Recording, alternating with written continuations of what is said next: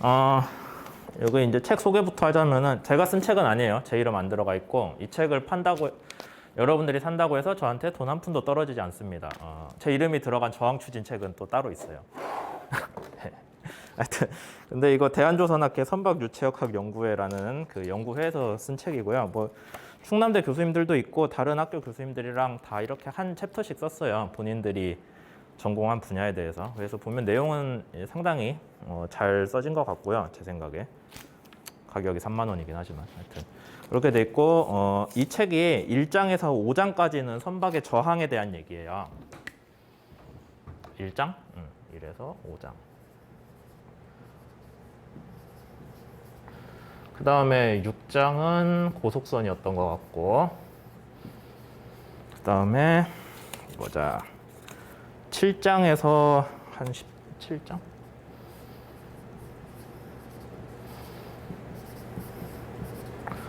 추진이고 그 다음에 이제 나머지 내용들이에요.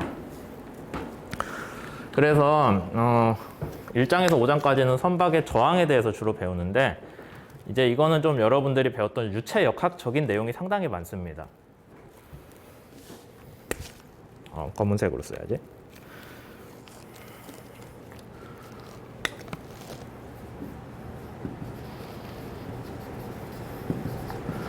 그 다음에 고속선은 설계 관련한 내용들이 좀 많아요. 실제 유체역학적인 것보다. 그 다음에 추진에서는 유체역학이라고 그러니까 당연히 추진기도 유체역학 내용을 바탕에 하고는 있지만은 우리 책에서 다루는 거는 그렇게 막 깊은 유체역학 내용은 아니에요. 그냥 설계 관련한 내용이라고 보시면 되겠습니다. 뭐 그 뒤에 11장, 12장은 진짜 그냥 배 설계에 대한 얘기라서 더 얘기할 것도 없어요. 그래서 여러분들이 이 정도로 이 책이 구성되어 있구나라는 거. 유체역학이랑 설계 관련한 내용들. 그렇게 돼 있고 여기서 다루는 유체역학은 막 그 여러분들 유체역학 배웠을 때 이제 도대체 외울 수가 없다 했던 뭐 네비어 스톡스 그런 거 안 나와요. 우리 그 정도까지 안 가고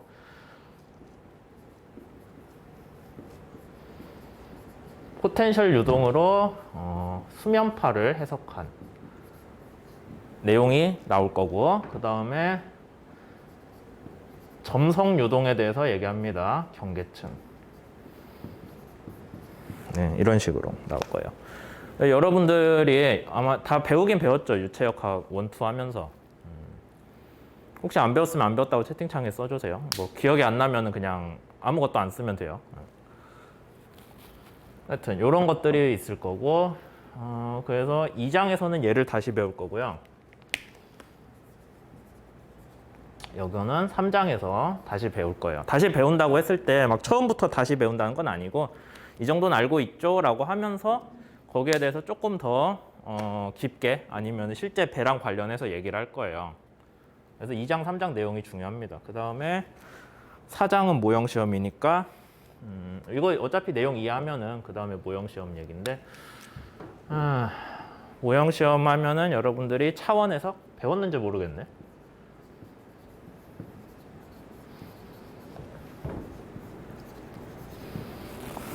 이 정도가 나올 거예요. 그 다음에 이제 5장은 실제로는 선박 설계에 대한 내용이거든요. 그 뒤는 또 설계 문제예요. 유체역학 관련한 거는 이거 3개만 다룰 것 같고요. 제 생각에. 그럴 것 같습니다. 나머지는 설계에 대한 문제니까 이제 여러분들이 배를 봤을 때 그 배가 뭐 날씬하다, 뚱뚱하다, 뭐 흘수가 크다, 작다 등등에 대해서 설명을 할 수가 있게 되는 거죠. 그건 이제 5장부터 얘기. 그래서 요거 3가지를 여러분들이 다시 배울 건데 다시는 아니지. 여기에 이걸 실제로 배에 적용하는 방법을 배울 건데 우리 수업에서는. 근데 여러분들이 여기 관련한 내용들은 아까 얘기했던 대로 그 저항 목록, 재생 목록에다가 유체역학 복습이라고 해서 올려놨거든요. 그러니까 그거를 보시면은 되겠죠. 혹시 수업 듣다가 이거 잘 기억 안 나는데 하면은 이제 그 부분 찾아서 다시 복습을 꼭 해주셨으면 합니다. 네. 그럼 됐죠? 우리 수업이 대충 이 정도로 구성될 거라는 얘기예요. 그래서 책이 있는 분들은 책을 보시면 좋겠고 책이 없는 분들은 지금이라도 늦지 않았으니 사이버 캠퍼스 들어가서 자료실에 제가 1장 저항 서론이라고 써놓은 거 있거든요. 그거라도 얼른 다운받아서 같이 펴놓고 보시면 되겠습니다. 지울게요. 몇 분 얘기했지? 5분?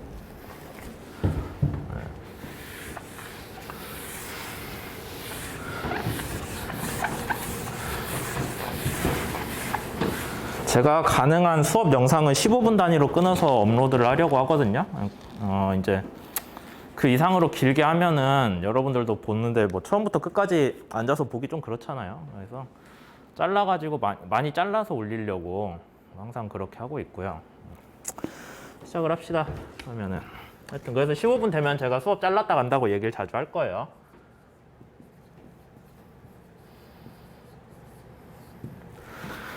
우리 책 1장은 저항 서론입니다. 그러면 우선 저항이 뭔지부터 알아야겠죠? 되게 드랙이라고 했나? 항력? 예. 여러분들이 그 유체역학에서 항력이란 말 배웠을 거예요. 항력이랑 항상 같이 오던 말이 양력이 있죠.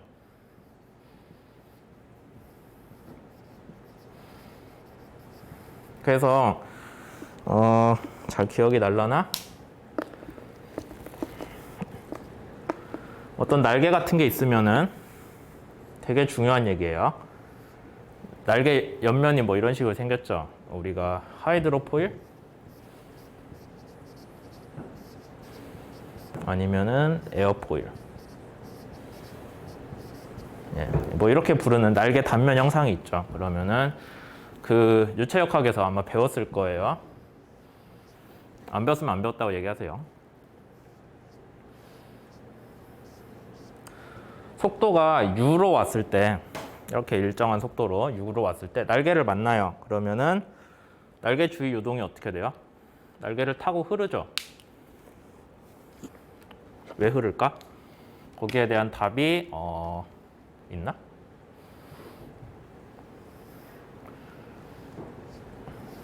이렇게 해가지고 이렇게 가면은 되겠네요. 유동이 이렇게 왔다가 얘 주위 흘렀다가 다시 뒤로 쫙 나가면은 들어오고 나간 게 똑같네? 라고 하면은 안 된다라고 배웠죠. 이거 안 된다라고 배웠잖아요. 그게 왜냐면은 쿠타 컨디션이라고 해서 뭐 쿠타란 사람이 들고 왔나 보죠. 이렇게 흐르는 게 아니라 얘가 여기에서 속도가 무한대가 되는 게 아니다. 어떻게 흐른다고 해요? 날개 끝에를 따라서 이렇게 흘러가야지. 뭐 때문에? 점성이 있어서. 점성 문제인가? 점성 같긴 한데. 점성도 있고요. 유체가 밀도를 가지고 있기 때문에 걔가 관성도 있거든요. 관성도 쓰자. 그것 때문에 여기 끝에서 날개 끝을 따라서 유동이 흘러내려간다라는 게 쿠타 컨디션이에요. 그럼 이 쿠타 컨디션을 가지고 우리가 뭐를 알 수 있냐? 여러분들이 검사 최적 배웠을 것 같은데.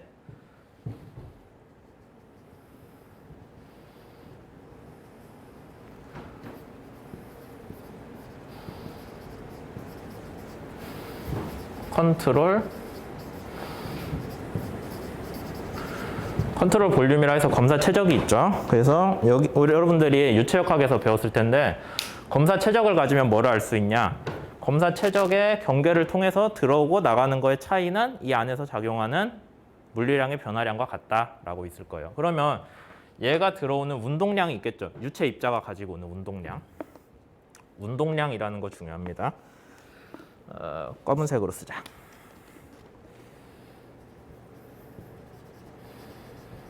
그 다음에 나가는 운동량이 있겠죠. 근데 운동량은 영어로 모멘텀이라고 쓰고, 이거 저번 시간에 모멘텀이라고 썼잖아요. 얘는 벡터죠.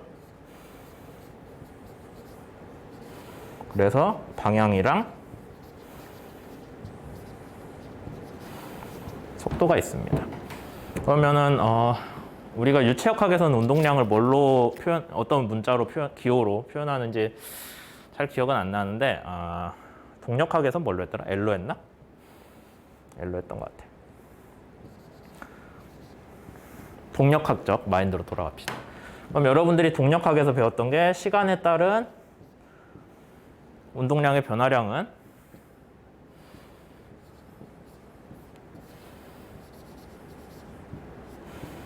이거고, 그 다음에 글씨가 좀 오른쪽으로 올라가는 것 같은데?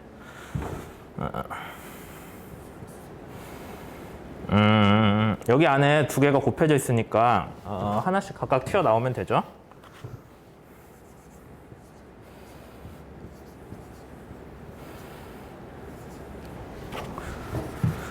정확히 갑시다, 정확히. 이렇게 될 거고, 근데 시간에 따른 속도의 변화량은 가속도잖아요. 그럼 얘는 ma. 시간에 따른 질량 변화는 있어요? 컨트롤 볼륨, 우리 점사 최적 문제에서 그런 거 없죠? 질량 보존이잖아. 그래서 얘는 0입니다.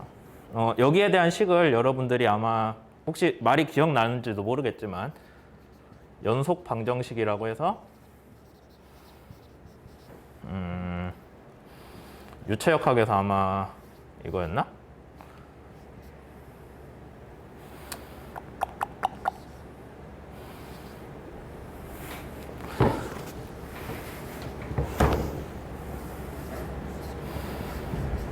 뭐 이런 식 배웠어요? 여기에다가 V가 또 붙나? 붙었던 것 같다. 아닌가? 붙었겠지? 잘 기억은 안 나지만 저도 아마 이런 거 배웠을 거예요. 맞나? 저도 잘 기억 안 나요. 하여튼 이렇게 해가지고 질량 보존이라고 해서 연속 방정식 때문에 이 질량은 변하지 않는 걸로 우리가 가정을 하죠.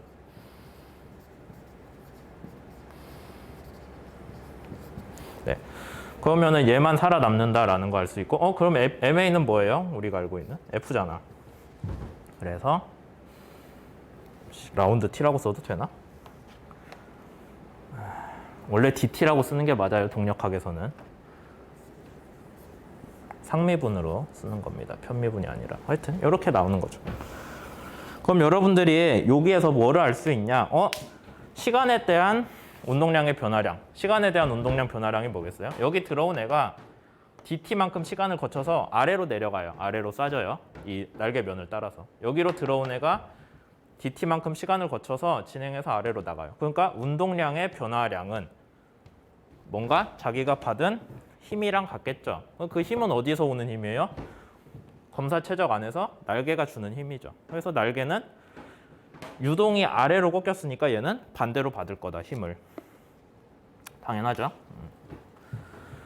유동이 아래로 꺾이고, 뭐 물론 사실 속력도 변했을 거예요. 좀 느려지거나 했겠죠. 그러니까 유동이 아래로 갔으니까 거기에 대한 반대로 힘을 얘가 줬을 거다라는 거죠. 그럼 어떻게 됐어요? 얘가 들어오던 유동이 아래로 이렇게 바뀌었잖아요. 그러니까 시간 변화량은 얘를 일로 이동하면 이렇게 되고 여기에서 이렇게 간 게 되겠죠.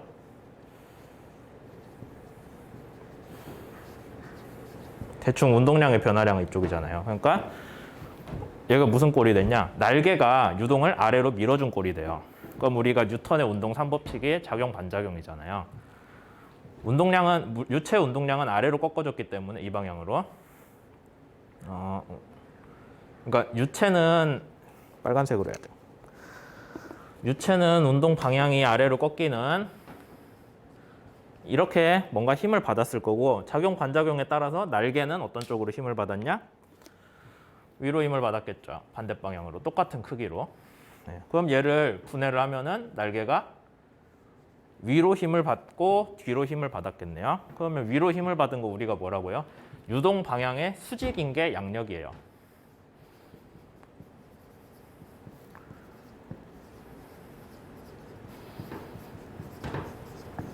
그 다음에 유동 방향으로 받는 힘이 항력이죠. 그래서 여러분들이 유체역학 때 열심히 배웠던 양력이랑 항력이란 단어가 이런 식으로 날개에 대해서 나옵니다. 그러면 우리가 이제 저항추진에서는, 선박 저항추진에서는 추진기에서는 양력을 다뤄요. 양력이 중요해요. 근데 저항에서는 양력 안 쓰거든요. 그냥 항력만 있어요, 배가. 무슨 얘기냐면 유동 방향을 아래나 위로 꺾는 게 아니라 그냥 들어온 애가 배를 만나서 유동이 느려져서 뒤로 나가요. 그래서 항력만 다루고, 그 항력에 대해서 선박 설계 입장에서는 드랙이라는 말보다 오히려 저항이라고 부르면서 레지스탄스란 말을 더 많이 씁니다. 그래서 우리 책에서 뒤에서 보면은 항력의 약어인 D보다 R이라는 걸로 많이 표현을 할 거예요. 당장 1장부터 그런 얘기를 하고 있어요. 그래서 우선 큰 틀에서 저항에 대한 얘기를 좀 정리를 했는데 몇 분 됐냐? 15분 됐네요. 네, 이런 식으로 나올 거고 하나 알아두셔야 되는 거 1장에서 5장까지는 양력 없는 문제를 다룰 거예요. 양력을 발생하게 설계하지 않은 그런 배들을 다룰 거고 6장에서는 양력 얘기 조금 나오지만 그래서 항력만 발생을 한다. 항력만 다룬다. 양력 조금 있을 수 있지만은 뭐 신경 쓰지 마시고요. 항력을 주로 다룬다. 그럼 항력은 뭐에 대해서 이해를 하면 되냐? 내가 배를 가져왔지. 항력은 자 이게 이제 배가 모형선이거든요. 모형배. 잘 보이나? 이렇게 배가 쭉 가잖아요. 이게 잘 보이나? 네. 배가 이렇게 쭉 가면은 그 배가 뒤에 뭐 유동을 느리게 한다거나 아니면은 느린다고는 아니다. 배가 가면은 유동이 그 배를 좀 따라서 가거든요. 끌려서 간다고 하면 좀 맞는 단어예요. 끌려서 가거나 아니면 주위 파도가 생기겠죠. 그 파도가 갖는 운동량만큼을 이 배가 가면서 주위 유치해 준 거예요. 그러면 그 운동량의 시간 변화율이 뭐냐? 배가 유동에 가해준 힘이 되겠죠. F가. 그 힘을 우리가 뭐라고 부르냐면은 유동 방향의 힘이기 때문에 기본적으로 항력 성분이고 그거를 선박 설계나 선박 유체 성능 분야에서는 항력이란 말보다 뭘로 쓴다? 저항이란 말로 쓴다. 그게 여러분들이 1장에서 5장까지 주로 다루는 내용이 됩니다. 그러면은 잠깐 녹화 잘랐다 할게요.